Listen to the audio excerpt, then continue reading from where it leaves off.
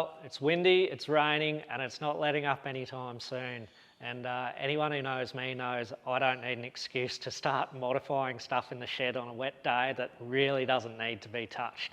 But the legends at Dometic Marine have given me that excuse today by hooking us up with a set of electronic trim tabs. Now, anyone who knows the Scout knows she pumps well above her weight already, but with a set of trim tabs on the back, I think it might just take it up to that next level. We've got the economy, we've got the horsepower, and I think we're going to up those gains again with this one.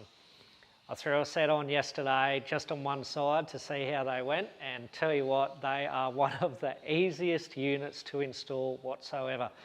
Gone are the days of hydraulic pumps, hoses, bleeding, all that sort of stuff. Electronic rams, electronic actuators, dials, you name it, these things have really stepped it up in the world of marine electronics. So today we're going to smack the next one on. We'll show you just how easy they are to install, and then we're going to take her out on the ocean and give it a run for its money. I want to see if these things are all they're cracked up to be, and whether they're really going to enhance the performance of the old Scouty. She's already stable, she's already quick, she's already efficient. Can we take it up another level? We'll find out. I've never owned a boat with a set of trim tabs before, so this will be 100% honest opinion on this one. Do I think they're worth it? Do I think they're not? We'll find out. So I'll show you what we're about to whack on, and we'll go install the second set. Okay, before we get stuck into this, I'll just quickly throw you through the main components of this system, and it just shows how easy the design and thinking is on this one. So you've obviously got your trim tab itself, which bolts to the back of your transom. Your actuator lifts it up and down accordingly to help level your boat out. You've got your electronic actuator, which replaces your old school hydraulic ram. It's fully sealed, fully wired, ready to go out of the box with just a positive and negative connection with the plugs provided. And then you have got the brains of the whole operation, which is this little bad boy here. Now this is the Seastar Control Center. This particular one's the base model, and the simplicity in the design and thinking on this is really cool. So if you want your boat to level out and you're leaning right and you want to go left, you simply turn the dial left. If you want to go right, you turn it right. If you want your bow to go down, hit down, bow to go up. Now on traditional trim tabs, I think the way they work traditionally is with your tabs going up and down on both sides with your buttons. You've kind of got to get a happy medium between your bow and your trim to level your boat out, whereas this works totally independently, and the little brains in here knows how to compensate for your roll and your bow down at the same time without you having to do any of the thinking. So you've got more time to focus on where you're going, keep everyone safe, get home as comfy as you can. So that to me will be a game changer, especially in our little boat. She's a little flat bay boat, and the way and the distance we take it, this will be a game changer for us. So I can't wait to see this in action. Obviously there's a host of other components. You get all your wiring, screws, bolts, fittings, etc., as well as your set of instructions, which are super easy to follow, which in most cases isn't the case. So that's as hard as it gets, guys. It is a super basic kit and super easy to install. So quickly show you the one I threw on yesterday, and then we'll get into setting up, throw this second unit on. And there she is. That's yesterday's install in all her glory. So fully sealed, straight onto the tab there. You can see the actuator bolts on, and then your wiring actually goes through the top there, so it keeps it super clean, really easy to keep waterproof, and yeah, awesome little design. So we'll get set up, ready to get onto the other side. Get it happening. So the first thing I'm going to do here is actually tape off the section that I'm going to be working on. Now this does two things. If you're working on gel coat or an ice boat, it stops you scratching or marking any of the surface that's underneath while you're trialling and erroring whatever you're going to put in place. And secondly, it gives you something to draw on, scribble on, remark, and it won't affect the surface of the boat. So we'll quickly whip these guys on and yeah, get the surface prepped, ready to go.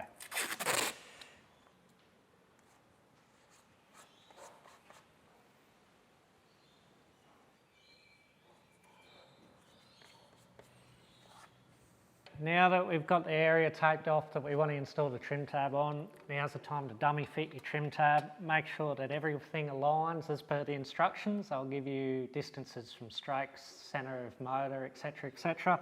And just make sure everything works with your boat. So my particular transom here, I've actually got this jut out here for a strengthened section for the motor, and that actually conflicts with the corner of the trim tab and means it can't go in the right place. So that's the cool thing about the guys at Dometic. Got in contact with them, told them what my situation was. They said, yep, you can modify the mounting bracket so long as you add a hole. So that's what we got to do on this particular one. So always check with your manufacturer first. I'm sure if it doesn't work with your particular boat, they'll refund you and you can go down a different path. But in this instance, I was able to modify the bracket and make it work perfectly for this particular setup. So we'll get to measuring and marking out this one, get her cut off on the drill press, put another hole in her ready for mounting, and yeah, start measuring up. Okay guys, so we've got the edge all trimmed nicely there to match the contour of our transom, and we're just going to match that hole on the corner there, throw her in the drill press, get it all drilled out nice and neat, and she'll be ready to mount. So let's get into that part.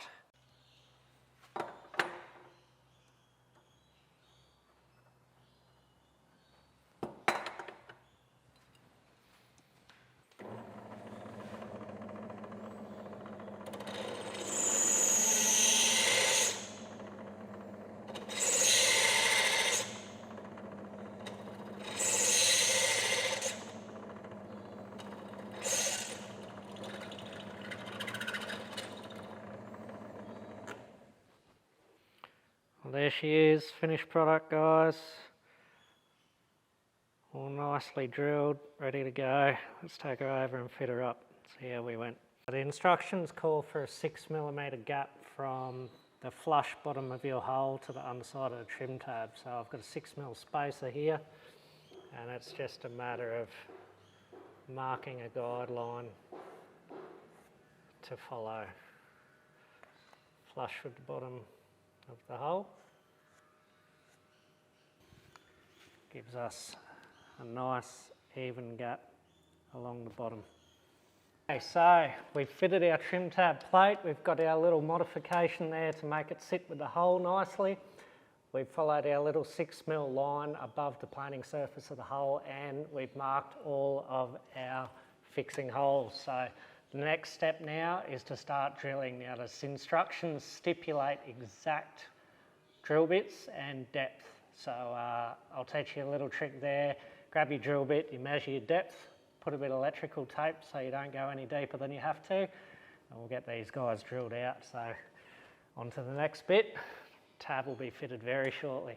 Okay, so we're ready to drill the holes in the transom, ready to mount the trim tab plate itself. So the instructions specify a depth of 32mm. So what I do is on my pilot hole bit and my actual bit that's the specified diameter for the screws, I just put a little bit of electrical tape around the shaft of the drill bit, and that just stops me going any deeper than the specified depth, because you want all the purchase you can get with the screws when it comes to these things, because there is a fair bit of force implied on them once they're in the water underway. So the more you can do to make sure everything's done perfectly, the better you'll be in the end result. So follow the instructions and you'll be just fine. So we'll get these drilled, get ready to mount the plate, and yeah, we're a third of the way there.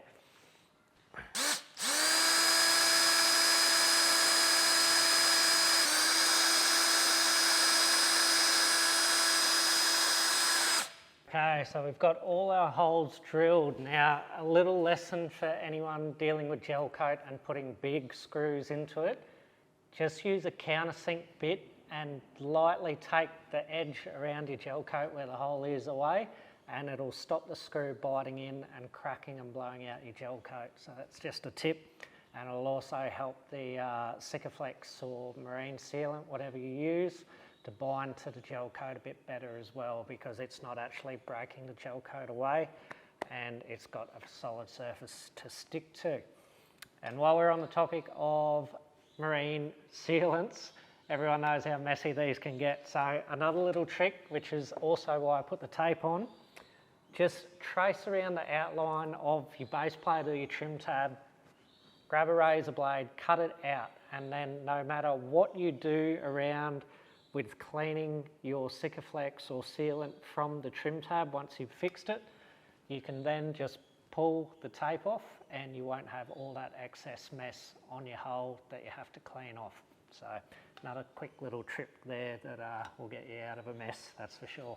So what we'll do now is we'll quickly trace around ours, we'll cut it out, and then we'll prime the surface ready for some Sikaflex and screw this bad boy on. So we've cut it out, ready to go.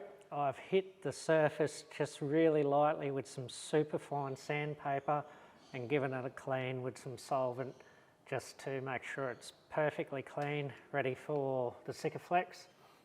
And I've done the same with the trim tab backing plate itself. I've just given the backing plate a little hit with some sandpaper just to give that really good bind, and cleaned it off also. So what we're going to do is we're going to put a little bit of Sika in each one of these holes, and then I'm just going to do a little bit of a web from hole to hole. Make sure I go around each one just to get that really good seal.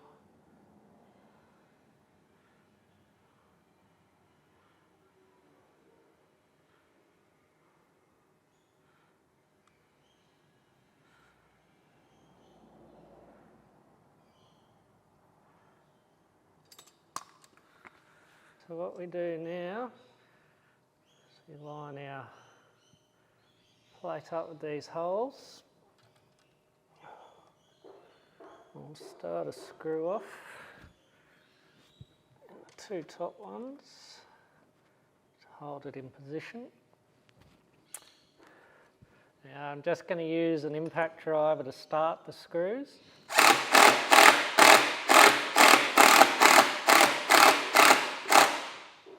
And then what we're going to do is we're going to finish them off with a screwdriver. So don't do them all the way up, just get them nice and set in, and we'll finish them off by hand at the end.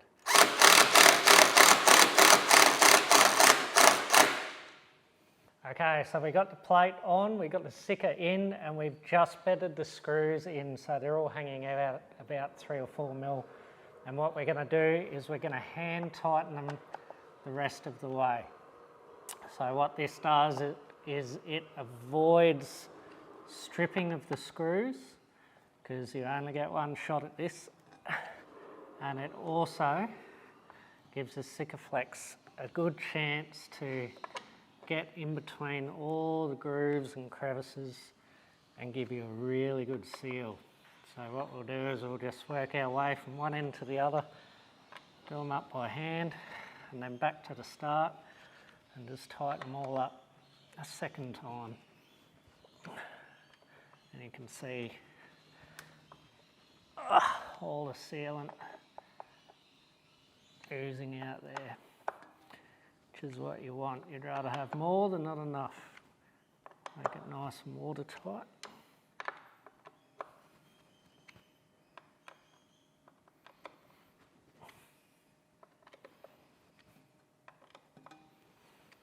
Okay, happy days.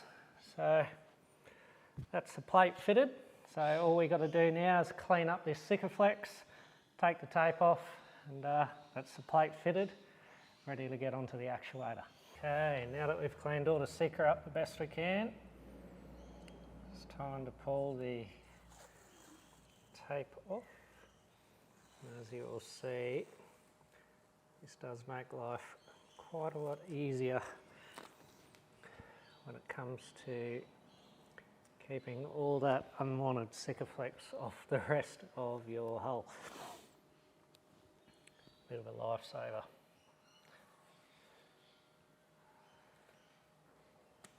And just like that. Beautiful. Okay guys, now we've got the plate fitted and ready to install the actuator. There is one really important step you need to do. So you need to get either a straight edge or a builder's level, and you need to run it parallel to the bottom surface of the boat, because the position of the ram is dictated by the offset of the plate itself. So in its set position, where it's in rest mode or whether it's retracted, it actually sits higher than level on the boat, so that if you're reversing or if you're going onto a trailer, it doesn't foul up on anything. So we'll get our straight edge fitted, and then we'll get on to fitting this ram. Okay, now we're ready to install our actuator. We've got the actuator and we've got two base plates. One goes on either end, so there's one with a hole on it for the wiring to go through, goes at the top, and one at the bottom. So we'll put the through bolt through the bottom one and the top one just to fit it temporarily, and then we'll go and do the fit up placement of the ram, see how it all fits in. So now that we've got our ram dummy fitted with our brackets for top and bottom, what we're going to do is we're just going to slot a couple of the guide bolts through the base plate to give us an idea of where this ram is going to sit. Now I know from the other side that it sits flush with the edge, and if we've done our job properly, this should be perfectly the same, symmetrical and in the same place. So it's looking pretty spot on right there, which I'm super happy about. So what we're going to do is, now we know the rough area where the top plate's going to go, we'll do the exact same thing with the tape. We'll put some tape there, then we can dummy mark our holes, cut out around the plate itself, get ready for the Sikaflex and the screws for that section as well, and get going with the fitment. Okay, now that I've got everything set, I've got my spacers underneath my trim tab so that my tab position at rest is at the specified height as per the installation manual. I've bolted my base plate to the tab to get the position for the top mounting bracket. So what I've done here is we're just tracing around the bracket itself on the tape in its optimal position. You've got to make sure that it's nice and straight, so when it extends there's no force on the ram in either direction, it's nice and straight and parallel. And then after that we can simply pop our bolt out,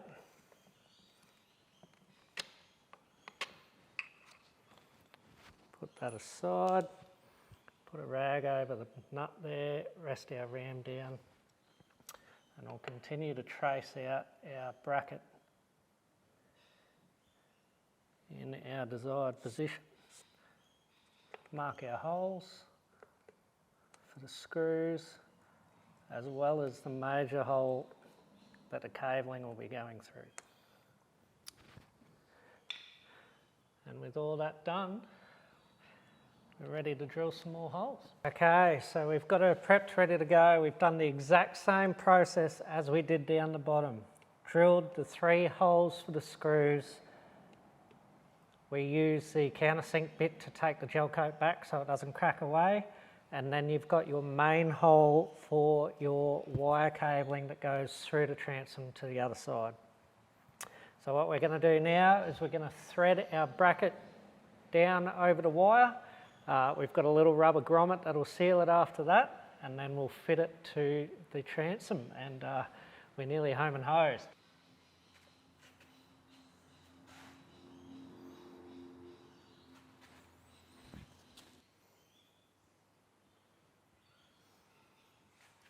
Okay, so we've fed our wire through. We've got a nice little rubber grommet that they've provided that you put a bit of sticker on to seal it, and a little stainless steel backing plate.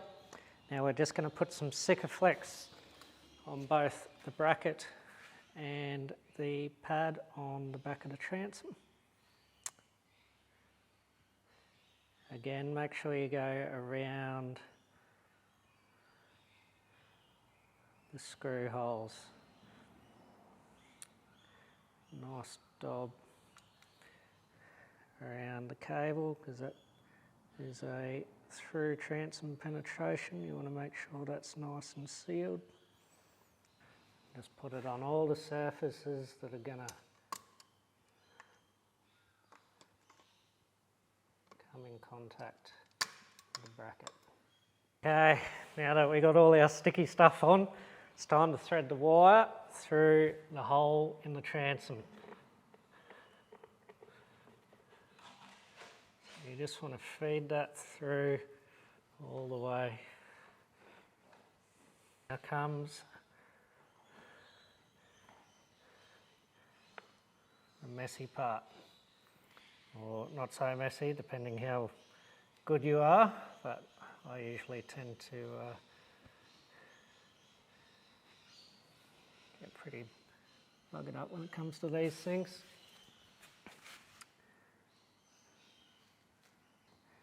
Put one of the screws in as a guide.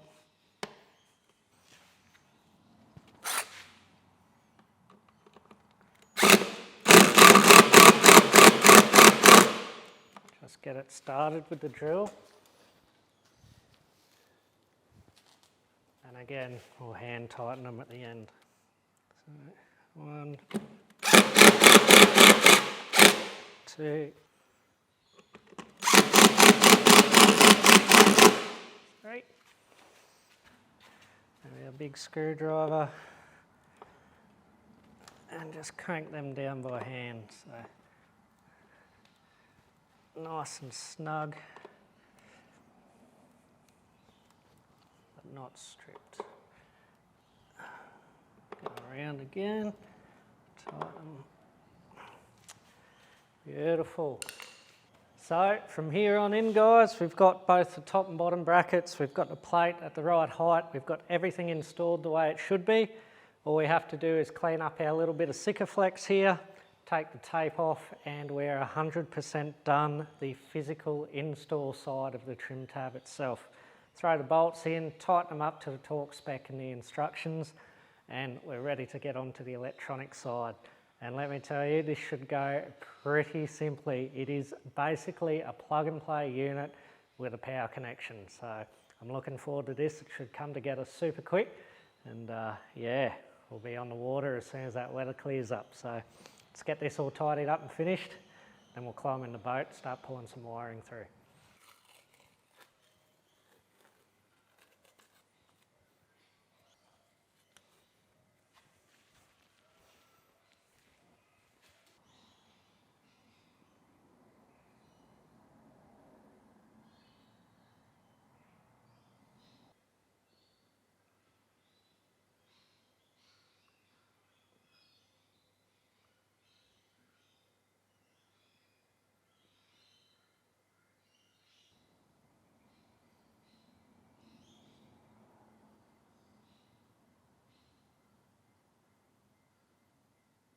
Okay guys, now we're coming to the pointy end of the install. All we have to do is pick a spot on the dash for the controller, and it's as simple as plug and play. This is really one of the most simplistic installs I've done in a long time.